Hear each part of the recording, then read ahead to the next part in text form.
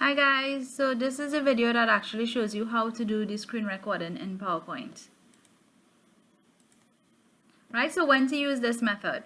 So this method of screen recording using PowerPoint is useful if your lesson is done in a program other than PowerPoint. So for example, if you have a handout or if you have some textbook pages scanned and so on, right, in my case Excel.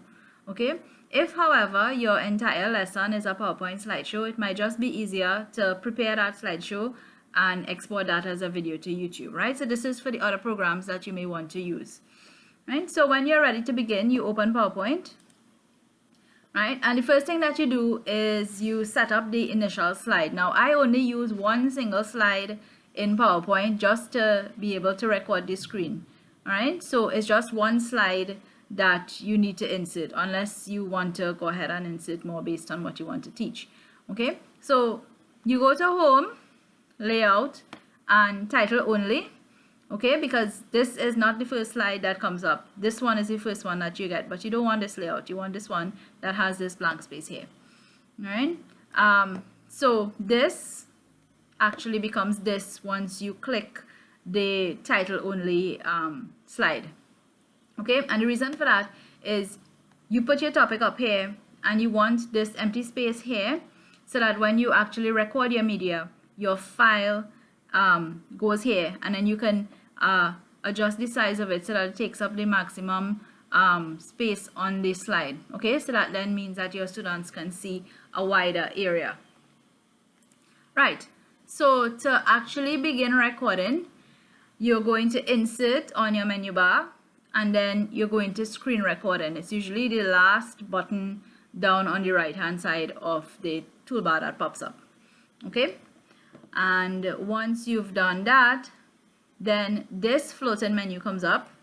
Okay, and this is what will control your recording throughout. So I've just kind of indicated here what each button does. So you have the actual record button, right, which would be grayed out first because you have nothing selected right now.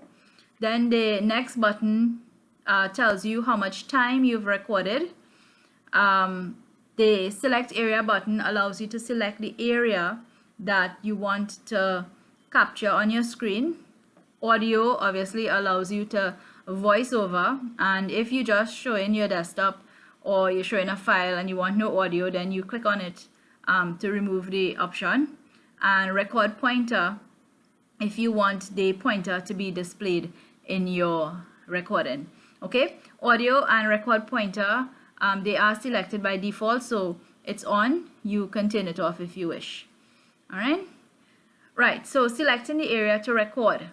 So you're clicking the select button and then you're clicking and dragging over the area you want to record. And remember, you're not limited to PowerPoint in your selections. If you want to do another program, which is what is recommended, then you go down to the file, or you open up the file and you click and drag over it, right? So I have a helpful hint here. Before you begin the PowerPoint recording, prepare the other files you want to use in your lesson and leave them minimized on your taskbar. This way, when you begin recording, the file you need is already open and only a click away. Okay, so it'll help save a couple of seconds off of your video if you have the file already selected. Okay, so this is what it looks like when you click the select area. So you are adjusting this box here, right? If you make a mistake, you just click back on select area. It's going to remove what you have selected, and then you can reselect the appropriate area. All right, so this was a handout that I had explained to students in Microsoft Word some time ago. Right, so once you've selected the area, the next step is to click on the record button. Okay,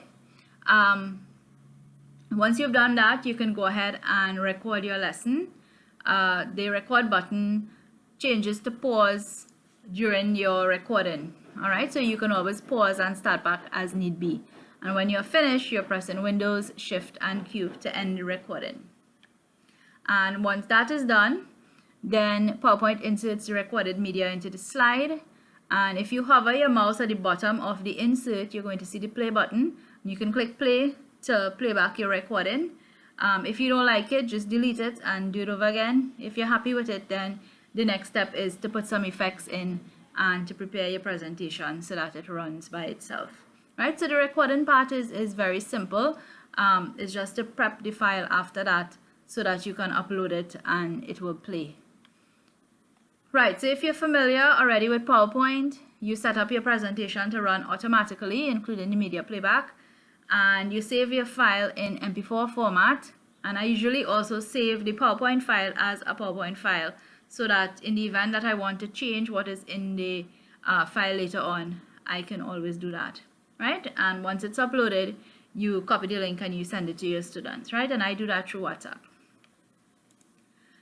If you're not familiar with PowerPoint, I will do a couple other videos going through different things in PowerPoint, such as putting in design, your transitions, how to do animations, and so on, right? As well as how to set up your show to run automatically and how to upload to YouTube. Okay, so I hope that this was helpful. Right, thank you for watching.